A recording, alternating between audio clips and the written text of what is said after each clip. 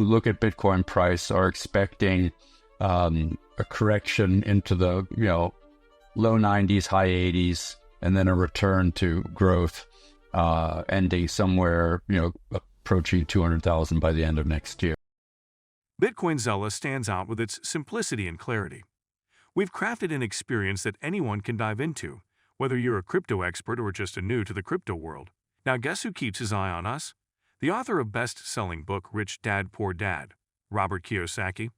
And we want to take this opportunity and thank all the people who trusted us, and we read every comment. And the best part, it's free. Subscribing now means you will get all new information for free. Don't just follow the trends, stay ahead of them. Subscribe to Bitcoinzilla today and enjoy the new edge. In this video, Fred Thiel, CEO of Marathon Digital Holdings, dives into Bitcoin's potential to hit $200,000 by 2025, detailing strategic reserve's role in driving its value. Let's catch him up to learn more. You're seeing is there is no lack of demand on the sidelines.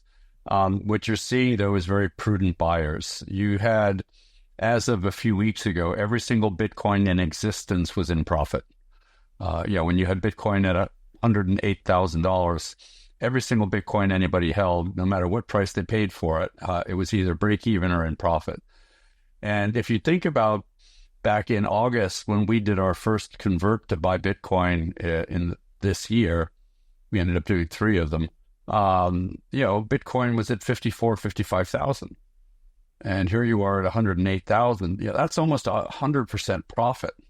And so there's going to be selling pressure. So you have people towards the end of the year, they're going to sell off some of their Bitcoin holdings and potentially buy back into the market when it drops down. Like a lot of people were expecting some sort of correction post-election.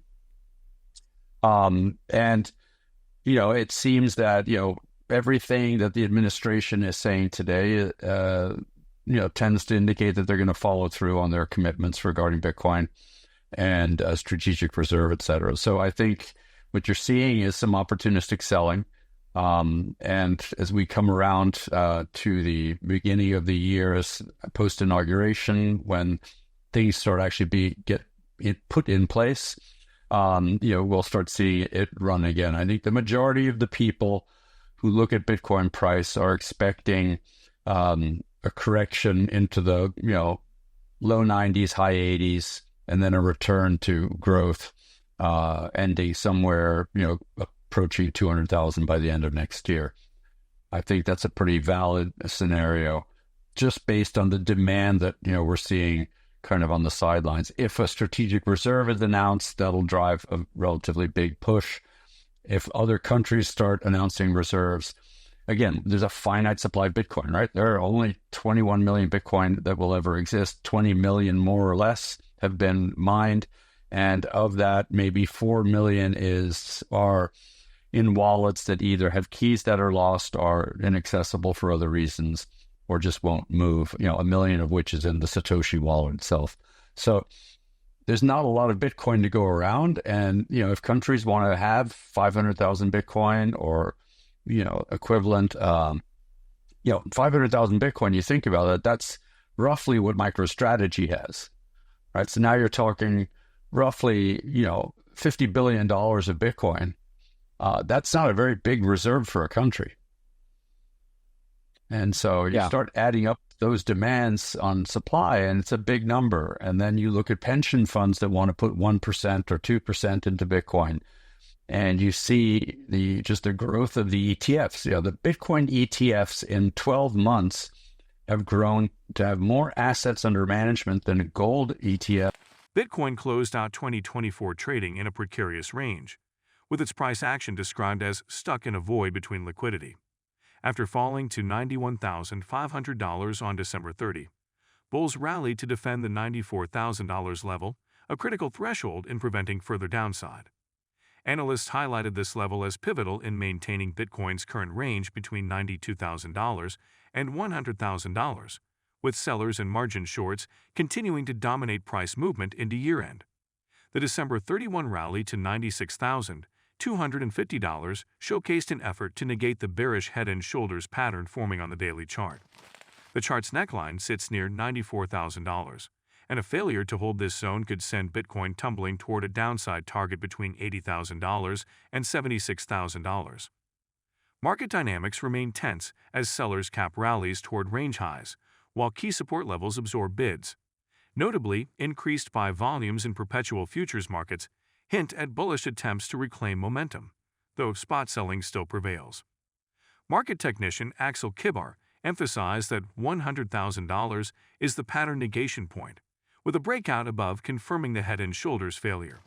Meanwhile, crypto traders skew characterized Bitcoin's current state as suspended in a void, suggesting traders monitor liquidity imbalances for clues about the coming days. Holding $94,000 into 2025 could pave the way for a renewed attempt at $98,800, a critical block of resistance and potential harbinger of recovery. Donald Trump has also said that he wants the BRIC countries to continue to trade in dollars. What wasn't said is that I think there's a likelihood that you could trade in digital dollars, like Tether, for example. And I think what you'll see is stable coins take on a bigger and bigger role in payments, especially cross-border payments, because they're obviously much more efficient than the Fed. They're easier to get, easier to dispose of, et cetera. So what you'll see is some countries just starting to hold Bitcoin. You have Bhutan, which is a very small country that has a very big reserve relative to its population. El Salvador, obviously, everybody's familiar with. But now you're starting to see countries, but not just countries. You're seeing states. The state of Texas has a bill that's been submitted to the legislature to have a strategic reserve. Louisiana, I believe, also has done that.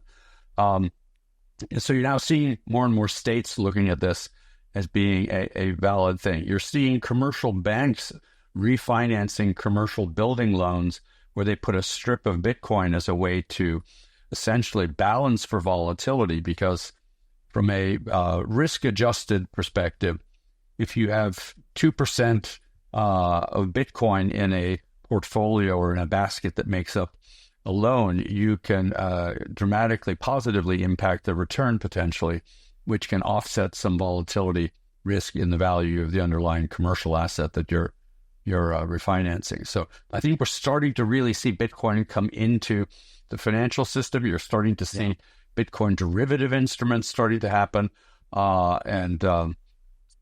People like BlackRock and others are very active in building all sorts of other products on top of it. So I'm very bullish. Ethereum's performance in 2025 could underwhelm investors, with analysts at 10x Research raising doubts about its potential for meaningful rallies. Marcus Thielen, head of research at 10x, argued that Ethereum might struggle to match Bitcoin's momentum, citing concerns about Ethereum's lack of real demand outside of staking. While Bitcoin has outpaced Ethereum significantly in 2024, returning 121.4% versus Ethereum's 46.3%, the divergence has left Ethereum's prospects for 2025 under scrutiny. Thielen pointed to key metrics such as active validators, which have shown a negative growth trend, as a potential red flag. A decrease of about 1% in active validators over the past month raises concerns about further validator exits. Moreover, Thielen suggested that the Pectra upgrade, due in early 2025, might follow the trend of past Ethereum updates that have struggled to meaningfully impact price during non-bull markets. While critics see Ethereum's performance as lackluster, others maintain a more optimistic outlook. A test in Stimlo suggested that refined marketing and a stronger value proposition could rejuvenate demand for Ethereum.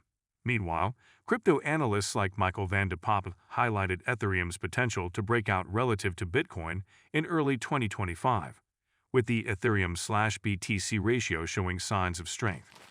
Despite differing opinions, Ethereum remains range-bound, trading at $3,351 a publication.